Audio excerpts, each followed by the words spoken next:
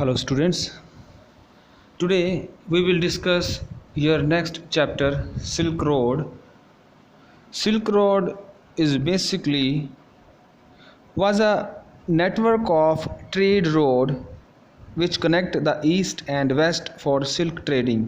यहाँ पर silk road किसको कहा गया है? ये एक रोड है जो तिब्बत और चाइना बॉर्डर की तरफ चलता है और पश्चिम को दूसरे ईस्ट को वेस्ट के साथ ये जो जोड़ता है। और ये जो रोड है, इस रोड के ऊपर सिल्क का व्यापार किया जाता है, ट्रेडिंग की जाती है, इसलिए इसका नाम जो है वो सिल्क रोड रखा हुआ है। तो चलिए स्टार्ट करते हैं। यहाँ पे सिल्क रोड में first of all we will discuss its explanation. इसकी जो थोड़ी सी एक्सप्लेनेशन है वो हम डिस्कस करेंगे और after that we will discuss its important question answer. जो इसको है हम पार्ट्स में करेंगे, क्योंकि अगर एक ही लेसन में किया तो बहुत बड़ा लेसन हो जाएगा इसका, तो इसलिए हम इसको पार्ट्स में करेंगे एज वेल एज आपके जो क्वेश्चन आंसर है वो भी डिस्कस करेंगे। तो चलिए स्टार्ट करते हैं। सिल्क रोड में क्या लिखा हुआ है? A flawless half moon floated in a perfect blue sky on the morning। तो क्या होता है, यहाँ पर जो राइटर होता है वो बता रहा है अपनी जर्नी के बारे में। तो जो एटमॉस्फेयर है वो कैसा बता रहा है कि आधा जो चंद्रमा है वो चढ़ा हुआ है, जैसे मून लाइट होता है वैसी जो है सुबह के वक्त भी हम कभी कभी देखते हैं कि मून जो है वो जब निकला हुआ होता है कभी कभी on the morning. On the morning कहने का मतलब क्या है कि जब रात के 4 साढ़े 4 बजते हैं तो जो हाफ थोड़ा सा मून चढ़ा हुआ होता है उसके बारे में बताया हुआ है। We said our good bye. तो वो जो है वो गुड बाय बोल रहा है। किसको गुड बाय बोल रहा है? Extended banks of cloud like long French lobes glowing pink as the sun emerged to flash the distance mountain tops with the rose tint blush। तो यहाँ पर आगे उसने बताया हुआ है जहाँ पर वो रह रहा है। यहाँ पर एक्चुअली ये जो आपका सिल्क रोड है चैप्टर, इसमें जो माउंट एवरेस्ट की जो चढ़ाई है उसके बारे में बताया हुआ है। जब वो सुबह उठता है और जिसके पास वो रह रहा होता है उसको बाय बाय करने के बाद वो क्या देखता है आगे कि फ्रेंच लॉब्स, जहाँ पर फ्रेंच लॉब्स क्या होता है? ब्रेड का टुकड़ा होता है जो हाफ बीच में से थोड़ा थोड़ा कटा होता है। तो उसी तरह से उसने कंपेयर किया है। जो पहाड़ियाँ उसको आगे दिख रही हैं, पिंक कलर की जो पहाड़ियाँ हैं जहाँ से सूरज जो है वो निकल रहा है, और जब सूरज सुबह सुबह निकल रहा होता है तो उसके आसपास जो है वो हल्की हल्की जो रोशनी दिखाई देती है पहाड़ों के पास, इस तरह का जो है वो चमक मार रही है। Now that we were living Rabu वहाँ पर कोई है, वो वहाँ पर उसको छोड़ रहे हैं। Lambu said she wanted to give me a farewell present. तो वो जो लैम्बू है वो बोल रहा है उसको कि मैं आपको एक फेयरवेल का जाने के पहले मैं आपको एक प्रेजेंट देना चाहता हूँ। वो क्या तोहफा होता है? One evening I would told her through Daniel that I was heading toward Mount Class to complete the Kora। तो वो क्या बोल रहे हैं कि माउंट एवरेस्ट की चढ़ाई करने से पहले हमें जो है वो कोरा कर लेना चाहिए। कोरा क्या होता है एक्चुअली में? जो तिब्बतियन लोग होते हैं वहाँ पर, जैसे हम हिंदुज़म में मंदिर की जो प्रदक्षिणा करते हैं, मंदिर के चारों तरफ घूमते हैं, उसी तरह से तिब्बत में भी जो मंदिर के आसपास उसकी जो प्रदक्षिणा लेते हैं, चारों तरफ घूमते हैं, उसको कोरा बोलते हैं। तो वो उसको बोल रहा है कि पहले हमें ये जो है मंदिर की जो है वो उसकी पूजा कर लेनी चाहिए। And she would said that I ought to get some warm cloth. तो उसको बोल रहा है, राइटर जो उसको बोल रही है कि मुझे जो है वो गर्म कपड़े भी चाहिए। तो उसके बाद क्या होता है? After ducking back into her tent she emerged carrying one of the long sleeved shipping coats that all the men wore। तो थोड़ी देर के बाद क्या होता है? वो लॉन्ग जो कोट है वो लेके आते हैं। कोट जो होते हैं वो किससे बने हुए होते हैं? जो भेड़ होती है, भेड़ की जो स्किन होती है उससे वो बने हुए होते हैं। Saturn seized me up as we clambered into his car। Yes, he declared Drokawa sir। तो जो सैटर्न है जो वो उसको देखता है, तो देखने के बाद उसको क्या बोलता है कि हाँ तुम अब जो है वो जैसे भेड़ बकरियां चराने वाले जो होते हैं वो उसी तरह से लग रहे हो, क्योंकि उसने वो जो कोट है गर्म कोट पहन लिया है। आगे देखिए। We took a shortcut to get off the Chaintang. Chaintang क्या है? चैनटैंग एक जगह है तिब्बत में जो तिब्बत के पठार होते हैं उसको चैनटैंग, वहाँ पर एक हिस्सा है उसका। तो जब उसको पार करने लगे होते तो फिर क्या होता है? Saturn knew a route that would take us southwest almost directly toward Mount Kailash। तो जो उसके साथ जो सैटर्न उसके साथ आदमी जो होता है वो क्या करता है कि साउथ वेस्ट से जाने के लिए उसको एक शॉर्टकट रास्ता पता है जो सीधा माउंट कैलाश की तरफ जाता है, तो उसके साथ वो जा रहा होता है। It involve crossing several fairly high mountain passes he said, but no problem sir, he assured us if there is no snow.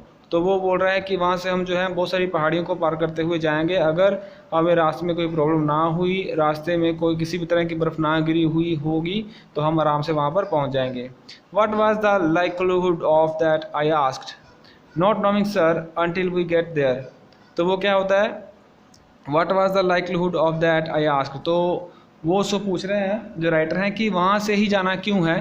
तो वो उसको क्या बोलता है, नॉट नोइंग सर, वो मुझे भी नहीं इतना पता उसके बारे में, अनटिल वी गेट देयर, जब तक कि हम वहाँ पर नहीं पहुँच जाते, वहाँ पर जाके पता चलेगा कि रास्ता कैसा है। From the gently rolling hills of Rabu, तो जो राबू का जो इलाका है वहाँ से होते हुए वो क्या कर रहे हैं, the shortcut took is across vast open plains with nothing in them except a few gazelles। तो फिर जब वो राहू का जो रास्ता है, वो राबू का रास्ता पार करके के बाद जब जाते हैं वहाँ पर एक खुले मैदान आ जाते हैं, जहाँ पर क्या होता है, गेज़ल जो होते हैं, जानवर होते हैं गेज़ल जो तिब्बत में घूमते हैं, तो जैसे भेड़ बकरियाँ होती हैं उस तरह के जानवर होते हैं गेज़ल, तो उनको वो देखते हैं, उसके अलावा उनको वहाँ पर और कुछ भी दिखाई नहीं देता। तो ये देखिए ये पठार है और माउंट कैलाश जो वहाँ पर जो जा रहे हैं घूमने के लिए। That would look up from knowing the ride posture and frown before burning away into the void. जब तक कि वो रास्ता पूरा का पूरा क्रॉस नहीं कर जाते उस तो उनको वहाँ पर क्या दिखाई देते हैं, वही जो जानवर होते हैं वो मैदान में घूमते हुए दिखाई देते हैं।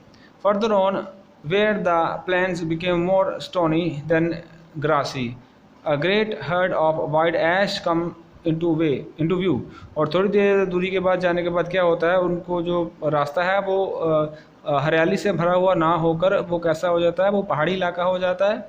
और अब वहाँ पर क्या है, जो गधे होते हैं, गधे उनको बहुत ज़्यादा दिखाई देते हैं उस मैदानी इलाके में। Saturn told us we were approaching them long before they appeared kiang, he said pointing toward the far off pall of dust. तो वो जो सैटर्न उसको क्या बता रहा है, वो क्या देख रहे हैं कि जहाँ से वो जो झुंड है उनका जो जानवर है, जानवरों का जो झुंड वहाँ से जो गुजर रहा है, तो वहाँ पर क्या हो रहा है, वो एक डस्ट की एक लेयर बिछ रही है, तो वो देख रहा है। व्हेन ही ड्रू नियर, जब वो उसके पास जाते हैं, he could see the herd glowing and message wheeling and turning into tight formation as it they were presenting maneuvers on some predetermined course। तो वो जब उसके पास जाते हैं झुंड के पास, तो झुंड जो है वो थोड़ा सा भी इधर उधर नहीं जाता है, वो जो अपने रास्ते के ऊपर जा रहे हैं उसके रास्ते के सामने आ जाते हैं वही जो झुंड होते हैं। तो बड़ी मुश्किल से वो प्रैक्टिस करते करते वहाँ से बचते हुए आगे बढ़ रहे हैं। Plumes of dust billow into the crisp clean air, तो वही है कि जो साफ़ हवा थी, जब वो जानवर वहाँ से गुजर रहे हैं, बहुत सारे हिरन हैं और गधे हैं जो जा रहे हैं वहाँ पर तिब्बत में मैदानी इलाके में, उनकी गाड़ी के साथ साथ जो चल रहे हैं, तो वो जा रहे हैं, तो एक डस्ट की लेयर जो उसके साथ साथ वो दिखाई दे रही है, कहाँ पर, ताज़ी हवा में। एक पूरा एटमॉस्फेयर बताया हुआ है इसमें।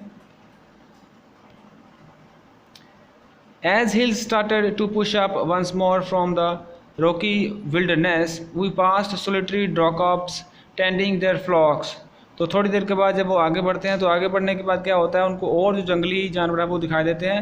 We passed solitary drop-offs tending, यहाँ पर क्या होता है, जो solitary क्या होता है, वही जो बकरे चराने वाले होते हैं वो उनको दिखाई देते हैं, डॉग बाग्स जिनको कहा जाता है। टेंडिंग देयर फ्लॉक्स, जो अपनी भेड़ बकरियाँ वो चरा रहे होते हैं। Sometimes man sometime womens, these well wrapped figures would push with pose and stare at our car. तो वो जो भेड़ बकरियाँ चराने वाले होते हैं, कभी कभी वो आदमी होते हैं और कभी कभी वो औरतें होती हैं। इस तरह से उनका जो एक लुक है उनको दिखाई देती है, और जिन्होंने वही कोट पहने हुए हैं सर्दी से बचने के लिए, और जो उनकी कार में से उनको दिखाई दे रहे हैं। Occasionally waving as we pass, और जब वो वहाँ से गुजर रहे होते हैं तो वो वहाँ उनको दिखाई दे रहे होते हैं। When the track took us close to their animal, जब वो ट्रैक है जिस रास्ते के ऊपर वो जा रहे हैं, जब वो जानवरों के पास थोड़ी सी उनकी कार आती है, तो फिर क्या होता है, the sheep would take evasive action, तो जो जानवर होते हैं वो क्या करते हैं, अलग अलग तरह के हरकतें करते हैं। Wearing away from the speeding vehicle, और जो है वो गाड़ी से दूर भागने की बजाय गाड़ी के और ज़्यादा नज़दीक आते जाते हैं। वो गाड़ी के साथ साथ सारे जानवर क्या कर रहे हैं, भाग रहे हैं। We passed nomads, dark tents pitched in splendid isolation, usually with a huge black dog, a Tibetan mastiff standing ground। तो जब वो वहाँ पर पहुँचते हैं, वहाँ पर उनको क्या दिखाई देते हैं, नोमैड्स दिखाई देते हैं। नोमैड्स क्या होते हैं एक्चुअली में, जो अलग अलग जगह पर रहते हैं, वो उनके पास टेंट होते हैं और टेंट एक जगह पर लगाते हैं फिर दूसरी जगह पर लगाते हैं, उनको नोमैड कहा जाता है। और वो अपने साथ क्या रखते हैं, वो कुत्ते रखते हैं, तिब्बतियन मैस्टिफ जो कुत्ते हैं उनके काले रंग के, वो अपने साथ रखते हैं एज ए गार्ड, ताकि उनको वो जो है प्रोटेक्शन मिल सके। These beasts would cock their great big heads when they become aware of our approach and fix us in their sights। तो ये जो कुत्ते रखे हुए हैं उन्होंने, वो कुत्ते कैसे हैं, बहुत बड़े जानवर की तरह दिखाई देते हैं। उनका जो साइज़ बहुत बड़ा होता है नॉर्मल कुत्तों की बजाय।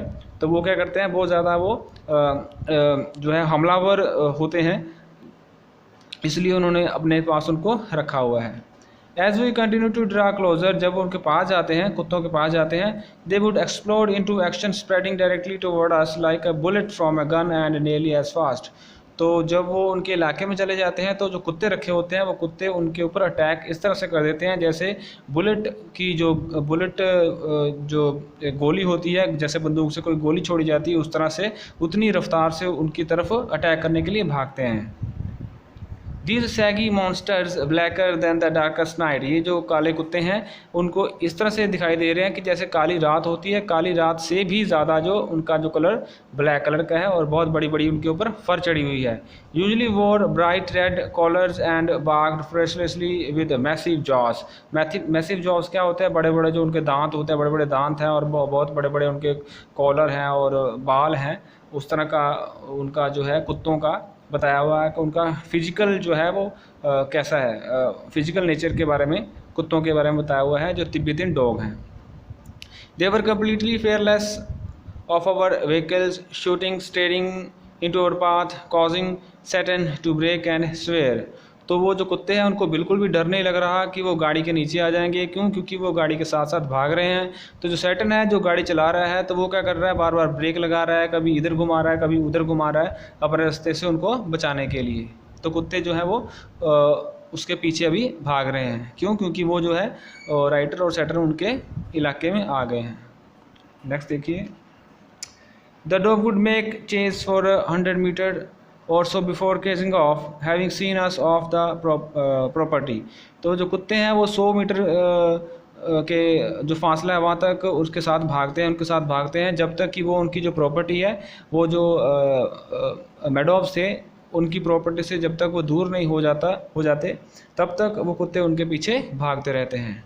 It was not difficult to understand why ferocious Tibetan Mastiff became popular in China imperial court as hunting dogs, brought along the Silk Road in ancient times as tribute from Tibet। तो इससे क्या होता है, इससे ये prove होता है कि जो चाइना की जो इंपीरियल कोर्ट है वहाँ पर भी इन्होंने ये जो तिब्बतन मैस्टिफ जो डॉग है वो रखे हुए थे। वो क्यों रखे हुए थे? इसलिए रखे हुए थे क्योंकि वो बहुत ही ज़्यादा खूंखार होते थे, हमलावर होते थे और उनसे डर लगता था। इसीलिए उन कुत्तों को तिब्बत से लाया गया था चाइना की जो इंपीरियल कोर्ट है वहाँ पर सेफ्टी के लिए, वहाँ पर गार्ड करने के लिए। तो उनको वहाँ पर चाइना में इंपीरियल कोर्ट में भी रखा गया था। By now, we could see snow-capped mountain gathering on the horizon। तो अब थोड़ी दूर जाने के बाद उनको क्या दिखाई देता है, जो पहाड़ियाँ हैं वो पहाड़ियों के ऊपर जो बर्फ़ की जो हल्की सी लेयर है वो दिखाई देती है। He entered a valley where the river was wide and mostly clogged with ice, brilliant white and glinting in the sunshine। तो वो जो क्या होता है, जो स्नो होती है वो स्नो के ऊपर जो सूरज की रोशनी पड़ रही होती है जिसकी वजह से वो चमक रही होती है। एक अलग व्यू जो है वो उनको दिखाई देता है। कहाँ पर? माउंट एवरेस्ट के ऊपर। The trail hugged its bank twisted with the meanders as we gradually gained height and the valley sides close in. तो जैसे जैसे वो पहाड़ी के साथ साथ जा रहे हैं तो पहाड़ी जो है वो ग्रेजुअली क्या हो रही है, उसकी हाइट बढ़ रही है और ज़्यादा साइड जो है उनकी वो छोटी होती चली जा रही है।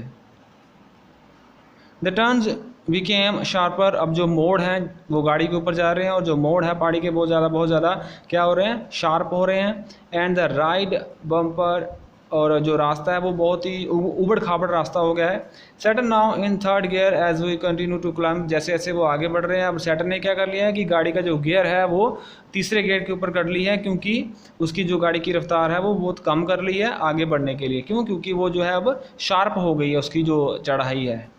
The track moved away from the icy river, labouring through steeper slopes that spotted big rocks dotted with patches of bright orange लिंचेस।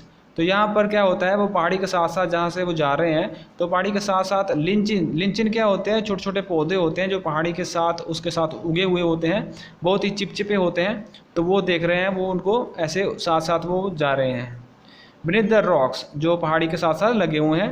हंग्स of snow clung into the near permanent shades. Near permanent shade it mean hunks of snow, hunks of बहुत बड़ी मात्रा में जो है बड़े बड़े गुच्छे उसके जो छोटे छोटे पौधे हैं वो किसके साथ लगे हुए हैं, वो रॉक्स के साथ परमानेंटली लगे हुए हैं। जैसे एक शेड बनी हुई होती है उस तरह से वो छोटे छोटे जो घास है वो पहाड़ी में चिपकी हुई है।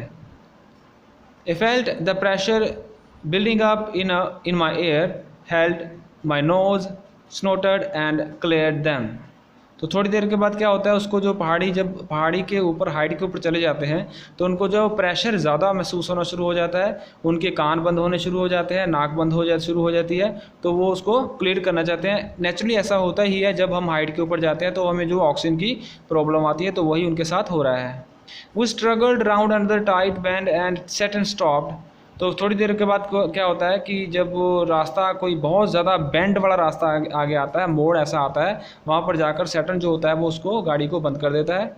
वो स्ट्रगल्ड राउंड अनदर, ये तो हो गया। He had opened his door and jumped out of his seat. वो क्या करता है, वो गाड़ी का दरवाज़ा खोलता है और दरवाज़ा खोलने के बाद वो गाड़ी से बाहर आ जाता है। I realised what was going on, और पता चल गया था कि क्या हुआ है, क्योंकि मोड़ जो है वो काफ़ी तीखा मोड़ आ गया था जिससे वो टर्न नहीं लिया जा सकता था, इसलिए उसने गाड़ी रोक दी थी। Snow said Daniel as he to excited the vehicle lettering in a breath of cold air as he did so.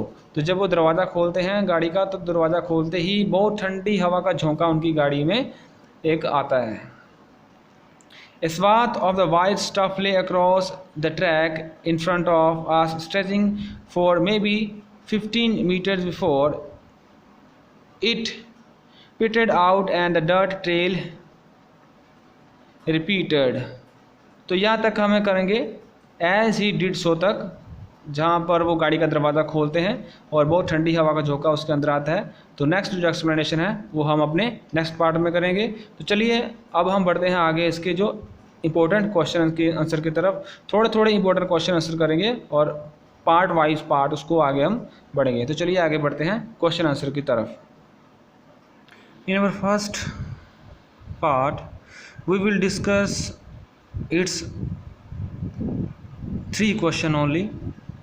Now first question you can see, notice these expression in the text, infer their meaning from the context।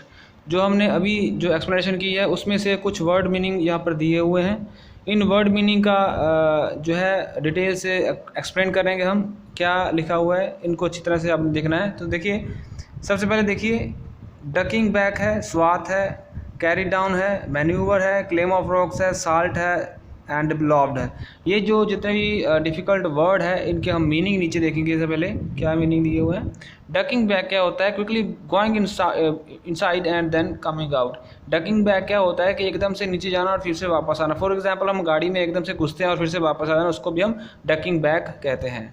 Next देखिए स्वाथ। स्वाथ क्या होता है, literally क्या होता है, a long strip of land of something, contextual land stretch with snow. जैसे क्या होता है कि आपने देखा होगा अगर आप कहीं पहाड़ी इलाके में घूमने गए होंगे तो वहाँ पर जो रास्ता होता है, रास्ते के साथ साथ वो बर्फ़ की एक लंबी सी लेयर बनी हुई होती है, तो उसको हम स्वाथ बोल देते हैं।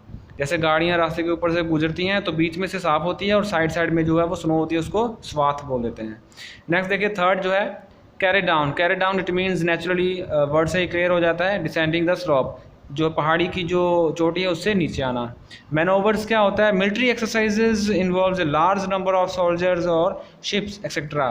मैनूवर क्या होते हैं कि जैसे बहुत सारी बड़ी मात्रा में मिलिट्री एक्सरसाइज वहाँ पर हो रही हो, मिलिट्री एक्सरसाइज इट मीन्स कि मिलिट्री की ड्रिल्स वगैरह वहाँ पर हो रही हों और बहुत ज़्यादा वहाँ पर सिपाही हों और शिप्स वगैरह रखी हुई हों वहाँ पर, तो उनको हम मैनोवर बोल देते हैं। नेक्स्ट देखिए, कॉर्न ऑफ रॉक्स क्या होता है? A pile of stone that mark a special place such as the top of mountain और a place where somebody is buried. Cairn of rocks क्या होता है? जहाँ पर किसी आदमी को दफनाया गया होता है तो उसको हम क्रेन ऑफ रॉक्स बोल देते हैं, वो पत्थरों से बनाया गया होता है। नेक्स्ट क्या है? Salt flat. साल्ट फ्लैट क्या होता है? That's roofed houses covered with snow. क्या होता है? स्लैट फ्लैट्स क्या होते हैं? जो लकड़ी के जो घर बने हुए होते हैं, बर्फ़ से पूरी तरह से कवर होते हैं ऊपर से, उसको हम स्लैट फ्लैट्स बोल देते हैं। नेक्स्ट देखिए, बिलॉव्ड। बिलॉव्ड क्या होता है? Filled with the air and swelled out. Billowed it means filled with the air and swelled out. वही जैसे उसने गाड़ी का दरवाज़ा खोला था और अंदर एकदम से हवा का ठंडी हवा का झोंका आता है और फिर से बाहर निकल जाता है, उसको हम बिलॉव्ड बोल देते हैं। नेक्स्ट देखिए, नीचे जो क्वेश्चन है, give reason for the following sentence for the following statement. The article has been title silk road. इसको जो सिल्क रोड है वो सिल्क रोड का नाम क्यों दिया गया है, इसके बारे में हम डिस्कस करेंगे। देखिए यहाँ पर सिल्क रोड क्यों दिया गया है? The title of the article has been renamed on the historical silk road as और रूट। इसको जो है वो ऐतिहासिक सिल्क रोड कहा गया है। क्यों कहा गया है? उसका नाम दिया गया है। The network connected the Afro Asian land mass. ये जो है जो एफ्रो एशियन लैंड मास कहा जाता है इस रोड को। क्यों कहा जाता है? It established trade off Chinese silk. यहाँ पर क्या होता था? सिल्क का व्यापार होता था जो चाइना के द्वारा किया जाता था। और क्या क्या होता था? बहुत सारे मसाले और चाय एंड प्रोक्लेन, इंडियन टेक्सटाइल्स, वही जो इंडियन कपड़ा होता है, एंड प्रीशियस स्टोन, बहुत कीमती जो पत्थर वगैरह होते हैं, हीरे जवाहरात, and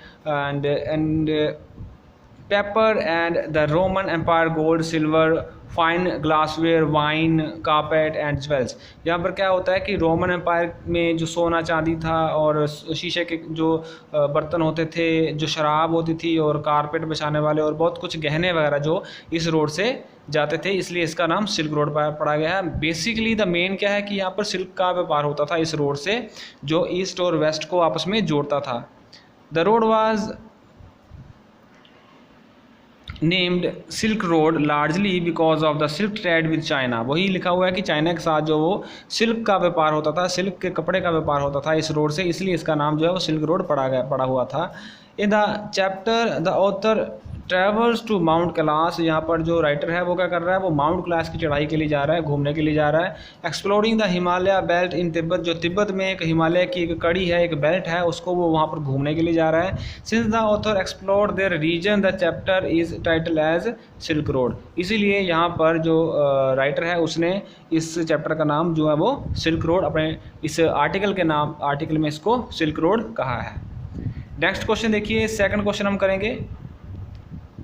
Tibetan mastiff were popular in China imperial court. ये जो कुत्ते थे, कुत्तों के बारे में मैंने जो बात की थी कि ये जो तिब्बतन मैस्टिफ डॉग्स होते हैं ये इतने खूंखार होते हैं और उसी की वजह से इसको चाइना में रखा गया था। देखते हैं कि इंपीरियल कोर्ट में उनको क्यों रखा जाता है। मैंने आपको एक्सप्लेनेशन में भी बता दिया था।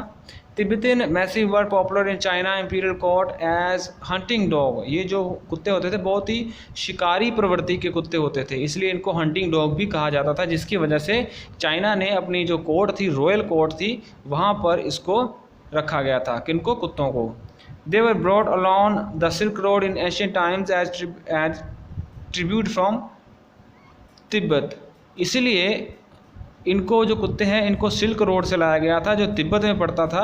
इसीलिए तिब्बत से लाए जाने की वजह से ही इनको जो है वो जो है चाइना की जो इंपीरियल कोर्ट है, चाइना की जो रॉयल कोर्ट थी, वहाँ पर भी अपराधियों से बचने के लिए, उनके ऊपर अटैक करने के लिए, हंटिंग नेचर से जुड़े होने की वजह से इनको जो है वो सिल्क रोड से तिब्बत में से रॉयल चाइना में लाया गया था, रॉयल इंपीरियल कोर्ट चाइना में लाया गया था।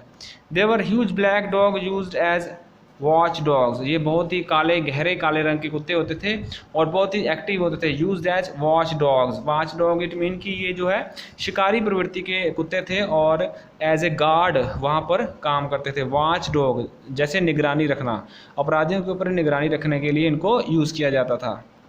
दे एक्सप्लॉयडेड इनटू एक्शन लाइक बुलेट, और इनकी जो रफ्तार कैसी थी, जैसे गोली, जैसे बंदूक में से कोई गोली निकलती है उस तरह से ये जो क्या करते थे, अटैक करते थे। दे वर फिशियस एंड फेयरलेस, ये बहुत ही डरावने होते थे और बिल्कुल निडर होते थे, बिल्कुल भी डरते नहीं थे। अपने हमलावर के ऊपर अटैक करने से ये बहुत ज़्यादा थोड़ा भी डरते नहीं थे, इसलिए इनको इंपीरियल चाइना की जो इंपीरियल कोर्ट है वहाँ पर तिब्बत से लाकर, सिल्क रोड से लाकर इनको वहाँ पर रखा गया था। तो ये आपके इंपॉर्टेंट क्वेश्चन आंसर थे और आपकी थोड़ी सी एक्सप्लेनेशन थी, और जो नेक्स्ट पार्ट की एक्सप्लेनेशन और क्वेश्चन आंसर होंगे वो हम नेक्स्ट पार्ट में करेंगे। तब तक के लिए इसको अच्छी तरह से लर्न करें, नीट एंड क्लीन अपनी नोटबुक के ऊपर। We will meet in your next lecture. Thank you.